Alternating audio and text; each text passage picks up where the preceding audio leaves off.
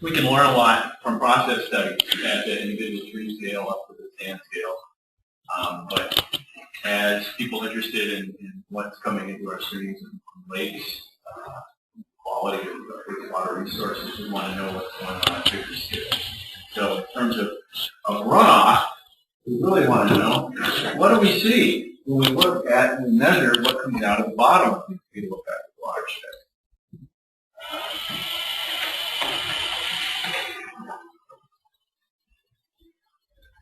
And so to review, the general expectations that we would have from these process studies, at least in logical line, is that overall runoff volume or yield will increase as you have greater snowpack plus lower transpiration.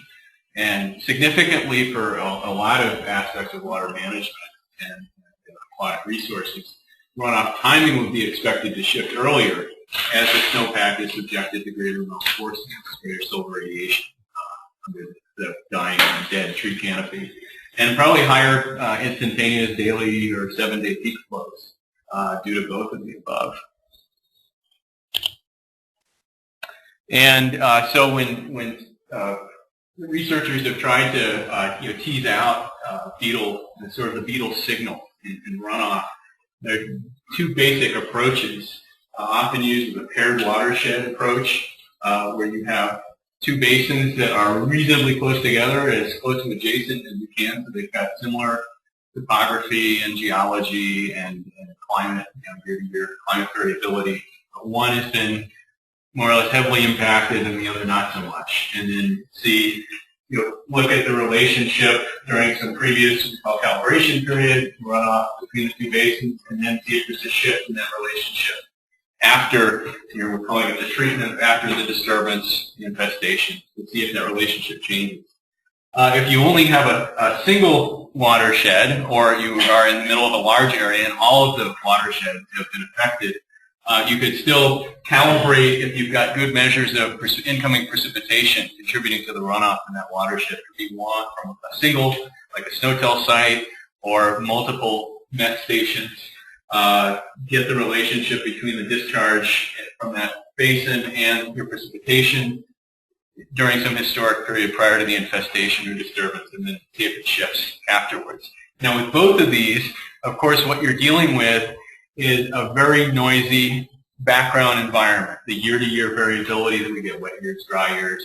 Just think about the last decade.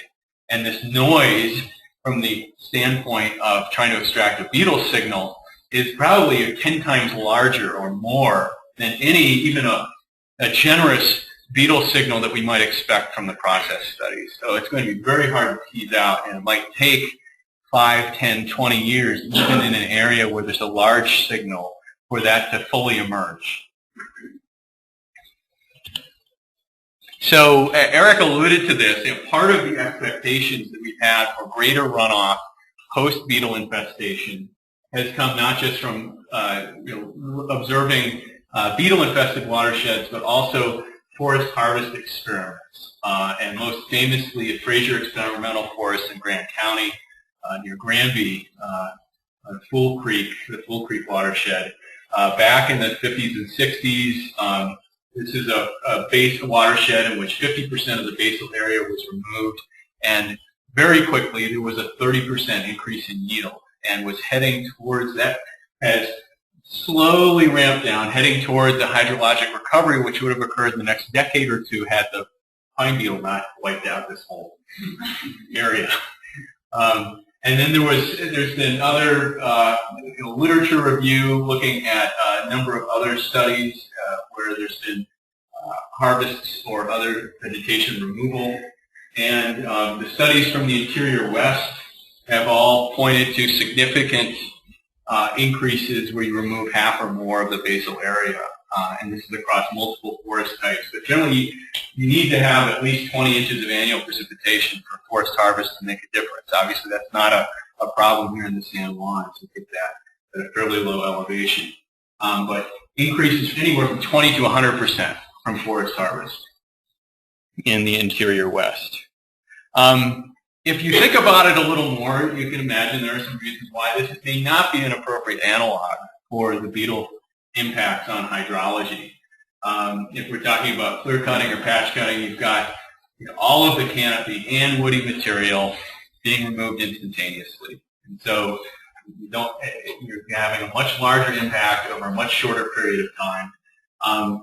Instead of having this understory veg, the advanced regeneration, shrubs, forbs, that can pick up some of the slack in the water cycle, the eco-hydrological cycles after the canopy is gone, you're either intentionally removing or damaging that understory. And you're also unavoidably, even with wheeled harvesters, compacting these soils and changing runoff characteristics that way. So this is kind of, in hindsight, you can look back, now that we've seen a little more of what has been going on in terms of runoff changes or not happening from the pine beetle infested lodgepole forest, we could say, well, maybe we kind of put too much stock in the forest harvest experiments as an analog. And it's also useful to think about these impacts as we consider management options for dealing with the beetle infestation. This is a conceptual model that was developed by Kelly Elder, research hydrologist Rob Hubbard, ecologist, and Chuck Rhodes, biogeochemist at the research station. These guys are the principal investigators for the Fraser Experimental Forest. And, they've been kind of following the infestation in lodgepole through from the very beginning. And they had this mental model, which they haven't, they're still using it. They just don't know about the shapes of this curve, really. The mental model was you have a harvest disturbance, and as I suggested, you're looking at a runoff change. It's going to happen very quickly, be large, and then slowly return to some hydrologic baseline or decades in the future. And their model for what would happen with pine beetle mortality is it would take longer. You'd have a delay related to things going from green to red to gray phase. You'd also have a dampened effect relative to the same amount of basal area being removed through harvesting because of the effects of the understory and the other things I just mentioned.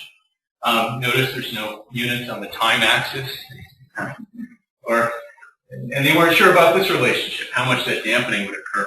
And I asked Rob, you still think there's a peak there? And he said, yeah, there could be, and there could be. Given the studies that I'm about to show you, it doesn't eliminate the possibility of there still being some change from the mountain pine beetle zone in lodgepole in north central Colorado.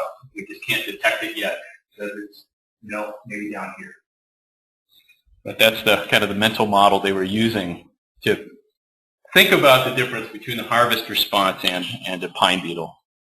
So we do have one event that was a pretty good analog, maybe the closest analog to what's going on in the San Juans now in terms of a landscape scale infestation in spruce fir. In this case, it was something like 1 million acres on the White River Plateau in the 1940s. Took out virtually all of the mature spruce, and then you have mountain pine beetle in there at the same time, kind of peaking at the same time, killing the residual lodgepole too. And so you pretty much wiped out almost all of the forest canopy over a very large area, most of the headwaters of the White River.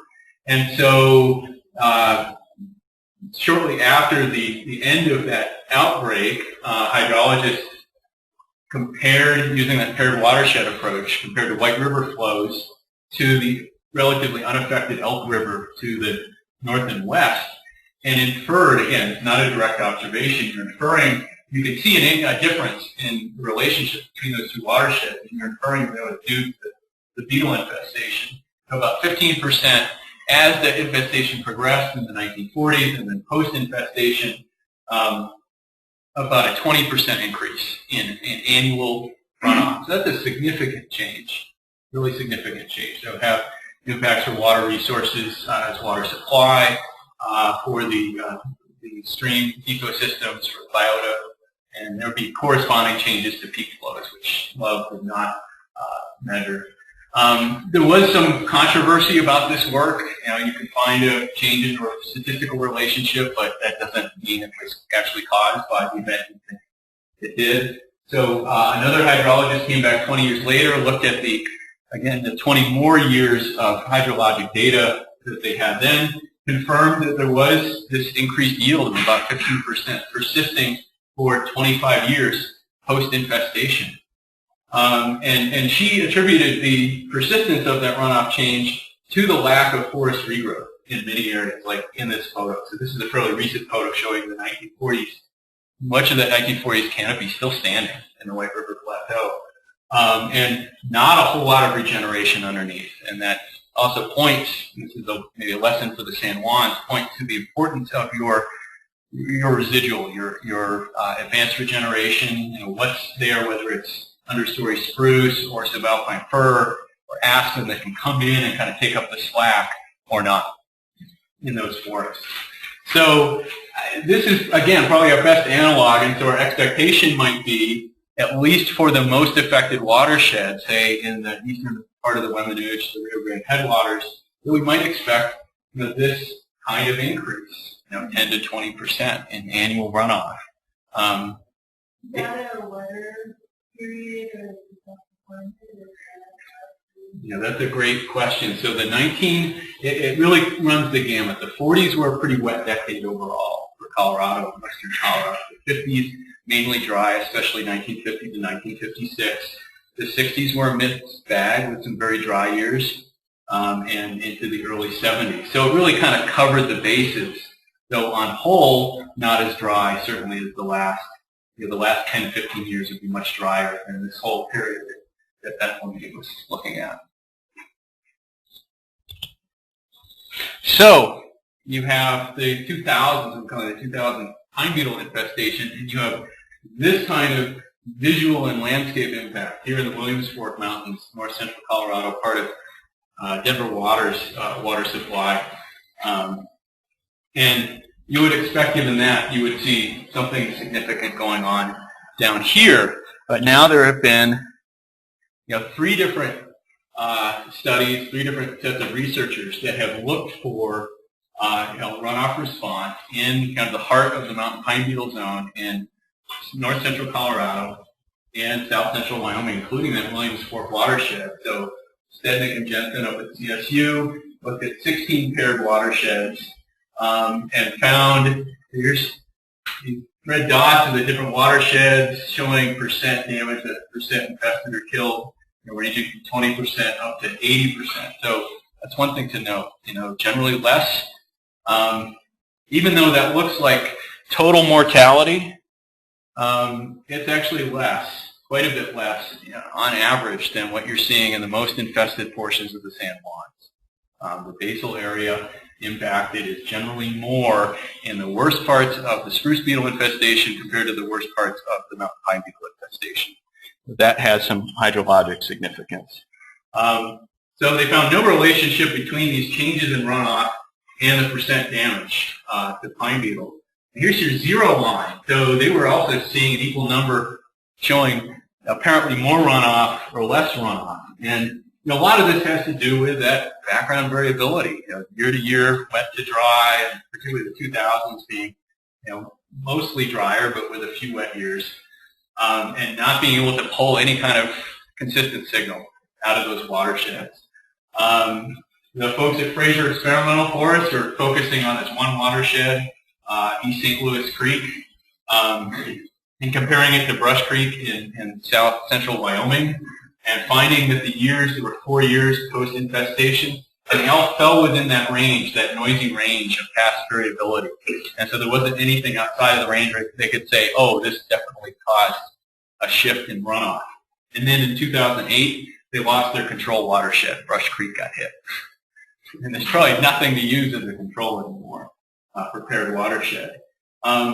Brooks Silmore from University of Arizona looked at 8 beetle-affected watersheds in western Colorado, and they were comparing the precipitation with the runoff and seeing if that relationship changed pre- and post-infestation. And they found, I think of those 8 watersheds, 4 they inferred more flow and 4 they inferred less post-infestation. So no consistent changes. That doesn't mean there isn't a beetle signal, but it's being drowned out by the year-to-year variability in precipitation and just the unavoidable differences in these watersheds that you're trying to compare. So what's our expectation for the San Juans? You know, it's unclear maybe we could say, yeah, it's going to be hard to pull out a signal until you have hundreds of thousands of acres in, one basin with a gauge at the bottom. You've got really extensive mortality in one good-sized watershed and a good control for that. You can try to pull out that signal. We're probably getting there in the Rio Grande headwaters, particularly. So, what about the timing and the size of peak flows? And there haven't been any studies, similar to the ones I just showed, that have systematically examined shifts in runoff timing or peak flows at the basin or watershed scale from the current pine beetle infestation. There are some stand-level studies associated with the work that Eric was showing that suggest 1 week earlier initiation of snowmelt due to that additional tree litter, that red phase stuff coming to the ground, lowering the snow albedo. But it's unclear if those impacts are scaling up. What we do know is there has been earlier runoff in western Colorado and across much of the West in recent decades attributed to other causes, regional warming, temperatures increasing in spring across the board, across the West and in western Colorado particularly. And then dust on snow, which is a really significant melt forcing that does its work during the ablation period as you're reaching your runoff peak. And also, when you have a low flow year, like we are going to have this year, this past storm notwithstanding, that's strongly associated with earlier runoff, regardless of other factors. So again, you've got this natural variability. It's hard to tease out signals from your hydrology. So what are the lessons that we can take from the pine beetle infestation, at least think about here, if not provide answers for the San Juan?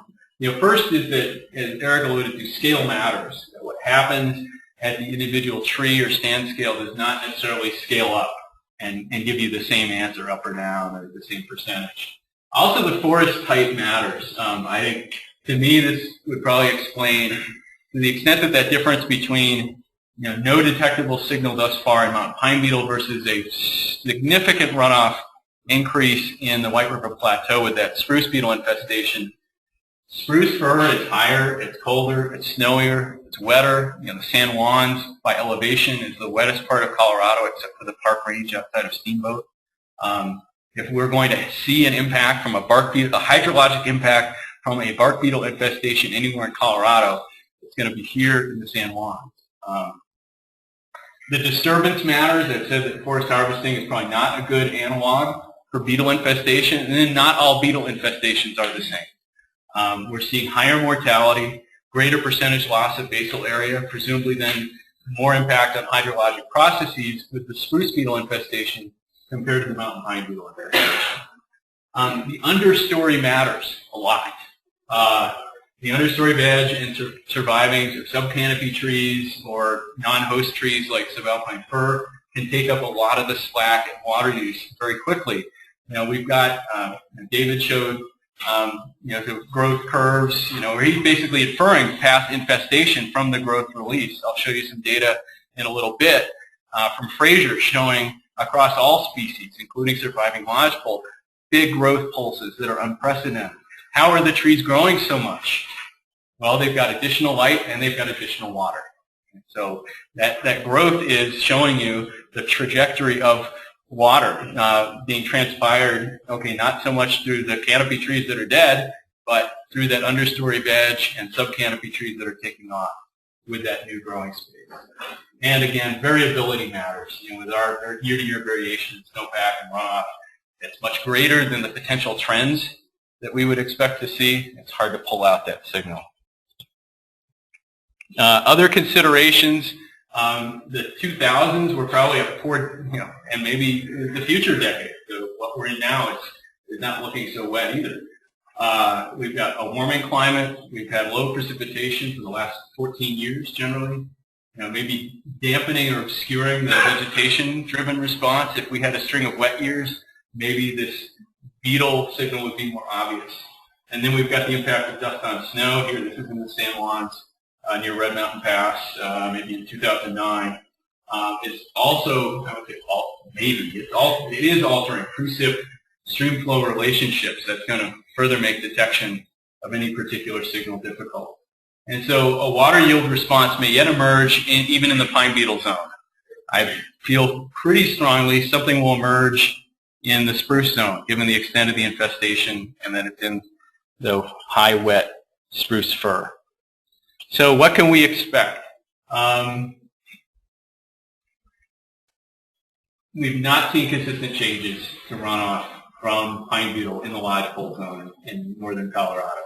However, the spruce fir is much more prone to post-beetle runoff changes because of higher precipitation. We haven't mentioned this. Spruce have greater leaf area index, LAI. They're shade tolerant, and part of that shade tolerance is having a lot more leaf area that pull in sunlight and convert it to growth. That leaf area is also, additional leaf area is also transpiring more when those trees are alive, and they're also intercepting more snow versus the lodgepole canopy.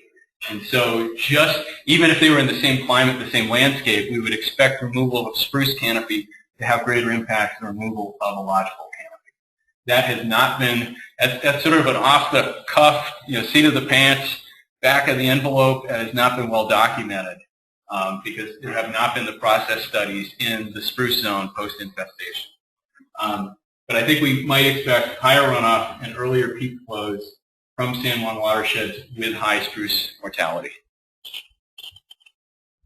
So I think an important thing to do is to identify control watersheds while they're still controls, and climate data, precipitation data to use for establishing baselines will facilitate monitoring of impacts in those most affected watersheds and the ones that are heading in that direction. Again, we're going to have to deal with these warming temperatures and dust on snow. Towards the end of the day, our postdoctoral research associate here, was not here at the beginning of the day, Ben Livna, came down with us, is going to show us some work that they've been doing. Western Water Assessment has been funding to try to disentangle these different forcings, you might say, on snowmelt and runoff in a modeling environment that's hopefully constrained with enough observations to make it realistic. And then to point out, salvage harvest can cause changes in runoff greater than the effects of the infestation itself. And that's certainly a message we can take home from the Fraser harvest experiments and other vegetation removal treatments. I think that is, yes, all I have. So any questions about the runoff portion? Kelly? So how important would it be if you were going to try to do something with the gauge watershed? You have an entire watershed that's spruce zone. I think most of our gauges are way outside of that zone. Mm-hmm. So you're going to get a combination of vegetation. It just means you'll dilute the signal, I think. I mean, you might complicate it if there are other disturbances that have been going on simultaneously lower down. But I don't think that's the case, and probably not nearly to the extent of the spruce beetle and the spruce fir. But I think that's, I think what you'd have is just a dilution of that signal. Ideally, you would want to catch you get those real headwaters catchments that are mostly spruce fir. Obviously, you're always going to have some alpine here, but not getting those lower forest zones.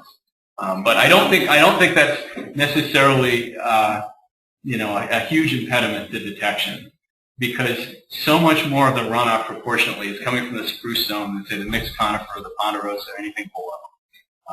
It's really the spruce that's generating the majority.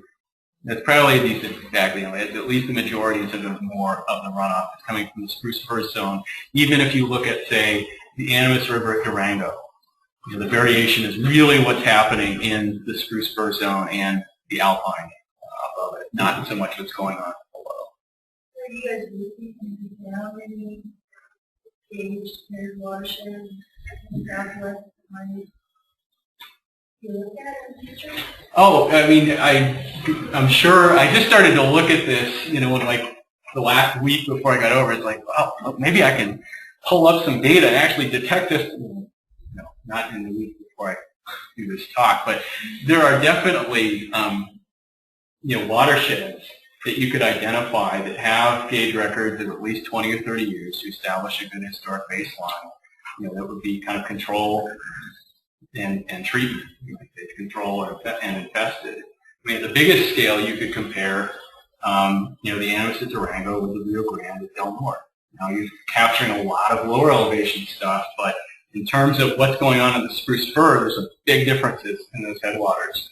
And those rivers are actually the flows are about the same size. Not that that's necessary, but it's good to keep the spatial scale, more or less consistent.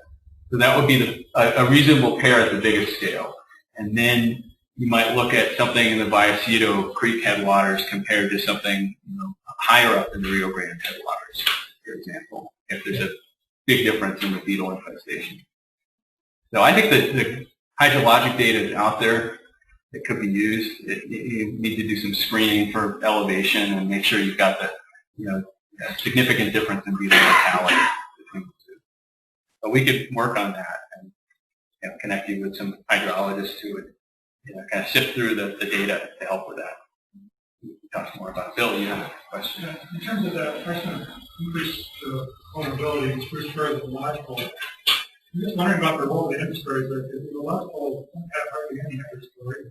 Very few trees. The spruce fir often has kind of a rich understory of flowers and growth and trees. Couldn't the spruce fir capture more of that post-beetle water? The understories are needed in response? Sure, you can argue that, and again, this just gets back to, maybe it's not so helpful to think. We can talk about some broad differences between those zones, between those forest types, but then within each forest type, the amount of understory and the nature of it is going to make a big difference. And you're right, there's a lot of lodgepole. I live right next to it that has virtually no understory, but where my house is, thank goodness, is mixed conifer, has a diverse, 5 species canopy, 5 species understory, lots of aspen. And so if the pine beetle had come in and done what it has done in Grand County and other places in the Front Range, we would have a very different effect, on the aspect on the slope that my house is on versus the Forest Service land immediately to the west because of that difference in canopy structure and composition and what's in the understory.